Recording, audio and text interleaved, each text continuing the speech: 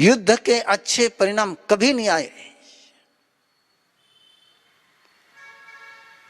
युद्ध भले न्याय के लिए लड़ने की बात करी जाती है, लेकिन युद्ध कभी न्याय पूर्ण नहीं होते, युद्ध के परिणाम कभी न्याय पूर्ण नहीं होते। वो चाहे होम वार हो, चाहे वर्ल्ड वार हो, चाहे सोसाइटी वार हो, चाहे जहां भी वार होगा वह नुकसान ही होगा। संघर्ष कर करके फपोले ही आएंगे, आग ही लगेगी, बाग लगने की कोई संभावना नहीं है।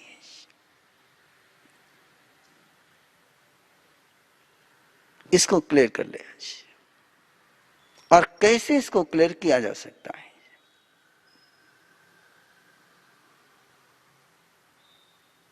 उस प्रसंग को पुनः एक बार आंखों के सामने लाइए।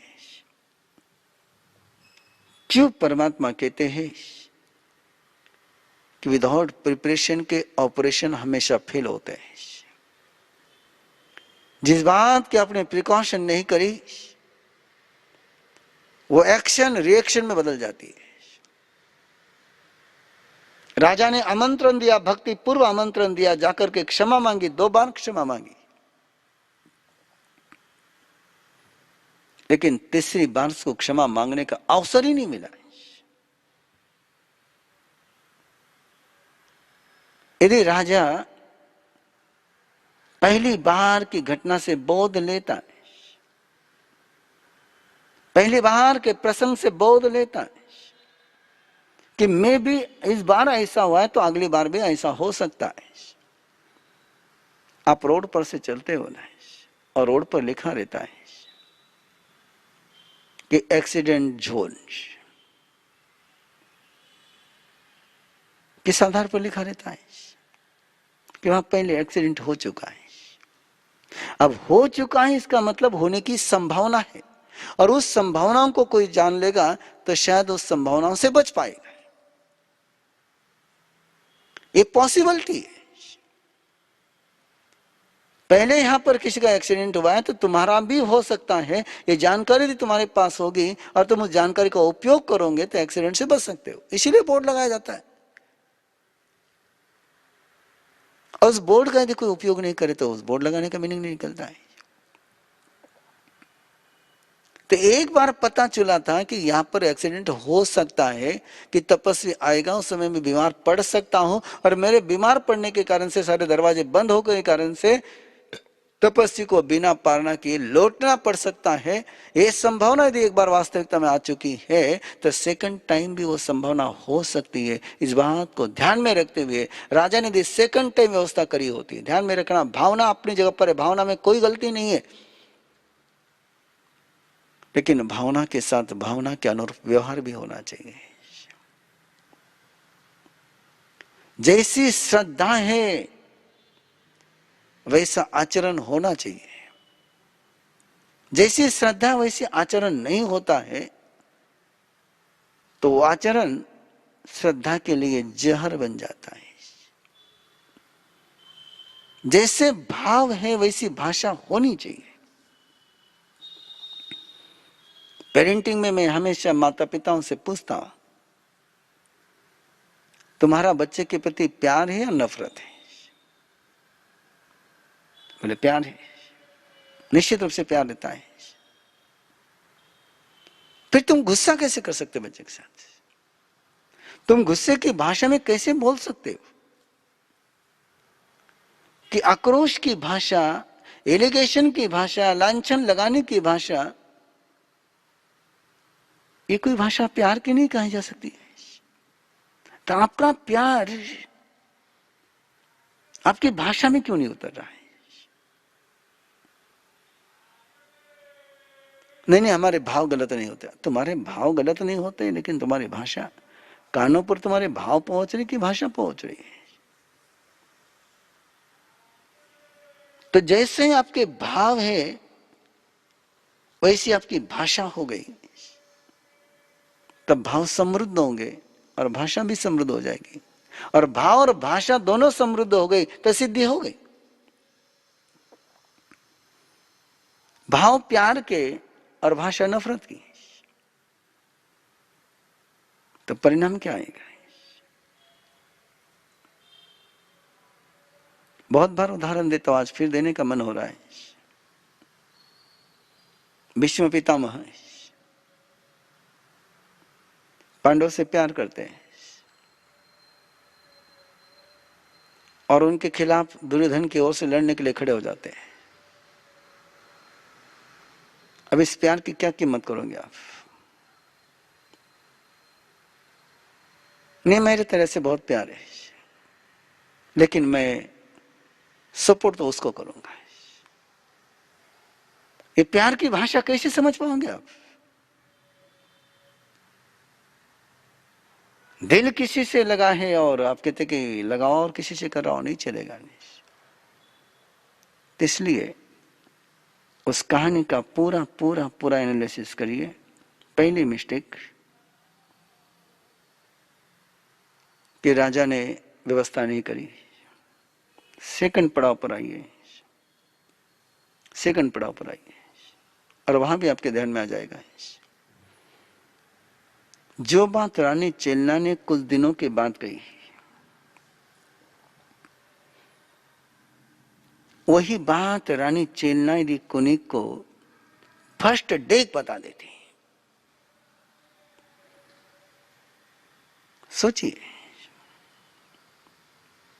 रानी चेलना ने बात बताने में देर करी या कुनिक ने चेंज होने में देर करी? देर किसकी ओर से हुई? मां ने देर से बताया, मां ने टाइम लिया बताने के लिए। जिस दिन कुनिक ने अपने पिता को सत्ता के सिंहासन से उठा करके जेल खाने में बंद किया था, उस दिन भी तो कुनिक मां के पास आया होगा, सेकंड डे भी आया होगा। उस दिन भी तो रानी चेलना कुनिक को ये जो सत्य था वो बता सकती थी ना। उस समय क्यों नहीं बताया? Why late? और यदि लेट नहीं करती तो सोचिए परिणाम क्या होते हैं। इसलिए परमात्मा कहते हैं ना, मां परिबंधम करे है। एक बार मन में कोई शुभ भाव आए है तो उसको रोको मत। रानी चेलना के मन में तो पहले दिन भी आया होगा कि मैंने कुनिक को बताना चाहिए कि तू किसके साथ ही कर रहा है, लेकिन उसने वो बताया नहीं पहले दिन। और फर्स्ट डे भी बता देती तो अगली ट्रेजेडी नहीं होती। इसका मीनिंग दो है, इसके दो मीनिंग निकलते हैं। पिछले जन्म का वैरानुबंध होने के बावजूद भी इस भाव में वो चेंज हो सकता है। जरूरी नहीं कि पिछले जन्म का वैर है तो जन्म में भी वैर बना रहे। यदि प्रॉपर मेथड से काम करे, यदि प्रॉपर टेक्निक से काम करे, प्रॉपर एंगल से काम करे, प्रॉपर डायरेक्शन में काम करे तो पिछले जन्म का वैर इस जन्म में चेंज हो सकता है। जैसे पिछले जन्म की दोस्ती इस जन्म में जाकर के दुश्मनी में बदल सकती है, तो पिछले जन्म की दुश्मनी भी इस जन्म में दोस्ती में बदल सकती है। जरूरी नहीं है कि पिछले जन्म की दुश्मनी तो इस जन्म में भी दुश्मनी बनी रह जाए, उसको दोस्ती में बदला जा सकता है। जब दोस्ती दुश्मनी में बदल सकती है तो दुश्मनी दोस्ती में क्यों नहीं बदल सकती है? यदि मेडिकल की लैंग्वेज में कहना हो तो बैक्टीरिया या आ सकता है तो एंटीबायोटिक्स भी बन सकती है, वायरस आ सकता है तो वैक्सीन भी बन सकती है। ट्रीटमेंट तो है नहीं। जब वायरस की ट्रीटमेंट है, जब इन्फेक्शन की ट्रीटमेंट है, तो इमोशन के इन्फेक्शन की भी ट्रीटमेंट है। वो लाइलाज नहीं है, उसकी भी ट्रीटमेंट है। और उसकी ट्रीटमेंट कैसी होती है उसकी कहानी कल से मैं शुरू करूंगा। आज तो केवल उस बात को ले रहा हूं कि कुनिक को रानी चेलना ने इस इतिहास को, और मैं तो और आगे जाकर के आपसे कहना चाहूंगा, पिता को सत्ता के सिंहासन से उतारने के पहले से ही, यदि बचपन से ही, चाइल्डहुड में ही मां अपने बेटे कुनिक को पिता ने उसके लिए क्या किया है ये बताती, तो शायद कुनिक को ये कभी मन ही नहीं हो पाता कि राजा कुनिक श्रेणिक को मुझे सत्ता के सिंहासन से उठा करके उसका वध करना है। यदि पहला ही एग्जाम्पल जैसे समझ आई और उस समय मां ने बेटे को बताया होता कि तेरे पिता ने तेरे जन्मने के पहले क्या क्या किया है, जन्मने के बाद तेरे लिए क्या क्या, यदि मां बेटे को बताती। अगला सेंटेंस, प्रोफेशन की जिम्मेदारी पिता पर होती है और इमोशन की जिम्मेदारी मां पर होती है।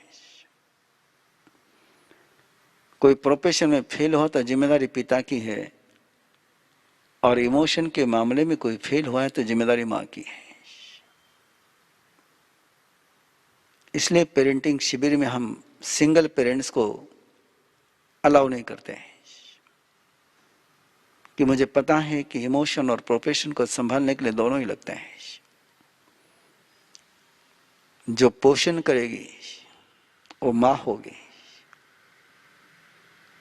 और जो कंफर्ट जोन से बाहर निकालेगा वो पिता होगा। इसलिए मां कभी नहीं चाहती कि बच्चा मेरी नजर से ओझल हो जाए।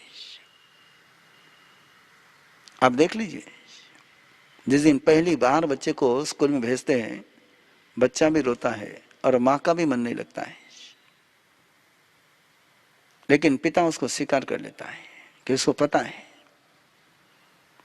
कि इस कंफर्ट जोन से निकाले बिना इसकी डेवलपमेंट नहीं होगी।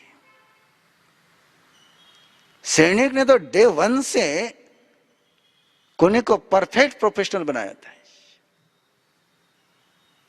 लेकिन उसकी इमोशन संभालने का काम था। ये पिता अपने मुंह से कुनिक को बताता है कि मैंने तेरे लिए ये किया है, तो कुनिक पर उसकी प्रतिक्रिया कुछ और भी होने की संभावना थी।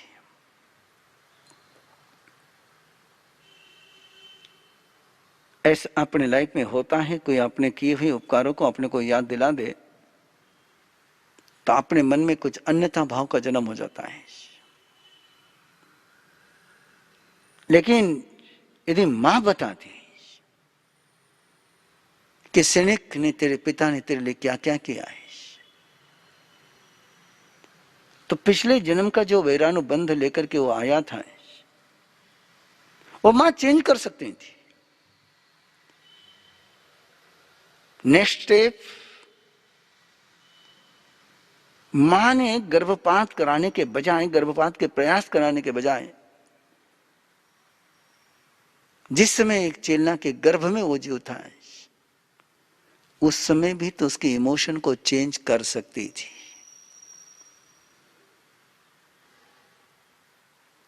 कहां कहां से अपॉर्चुनिटी मिस हुई उसकी तरफ देखें।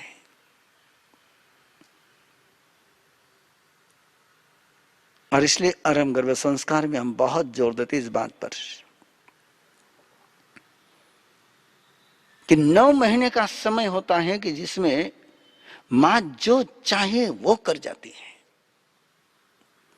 और आप आरंभ गर्भ संस्कार के पास विथ मेडिकल रिपोर्ट के साथ कई टेस्टिमोनियल है कि मां कैसे इमोशन में ही नहीं, उसके बॉडी में भी कैसे चेंजेस कर सकती है, कैसे किडनी डेवलप कर सकती है, कैसे रेटिना डेवलप कर सकती है, कैसे सिंड्रोम के सिम्टम्स के बावजूद बच्चे को स्वस्थ जन्म दे सकती है।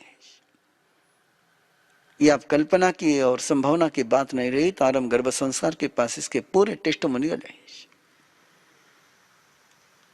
तो कहानी आपने 2 दिन में सुनी, और आज उस कहानी के जो कुछ संभावनाएं थी आज आपके सामने है। फर्स्ट, फिर याद रखिए, ट्रांसपेरेंसी, कम्युनिकेशन, प्रिकॉशंस। क्या होता है तो तपस्वी के मन में जो प्रेम था वो नफरत में कभी चेंज नहीं होता है।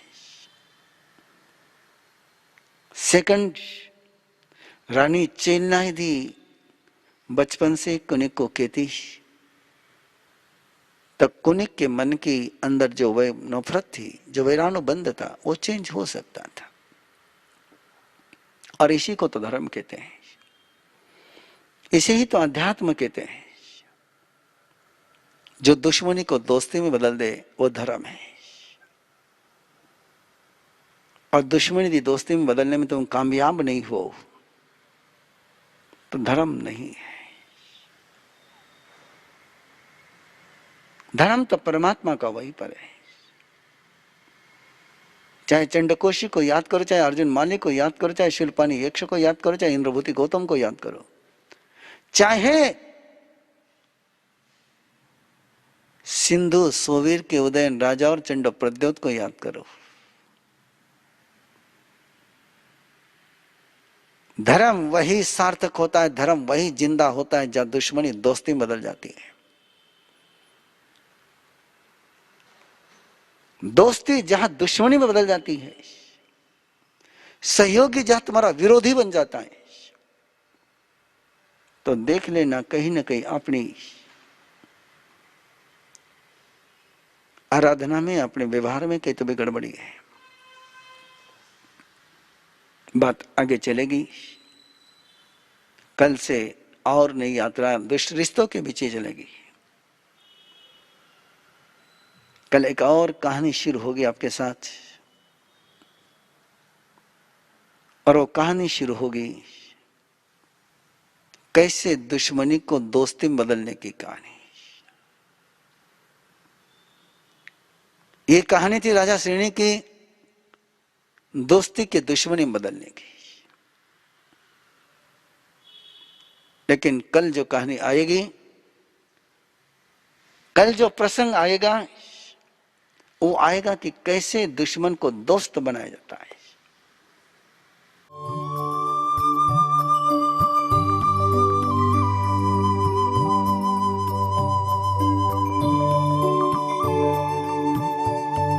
इस कार्यक्रम के पुण्यार्जक हैं श्री दीपचंद जी, श्री सुनील जी, श्री सुजीत जी, श्री सूरज जी पारख, पूना दाल एंड बेसन मिल्स पुणे।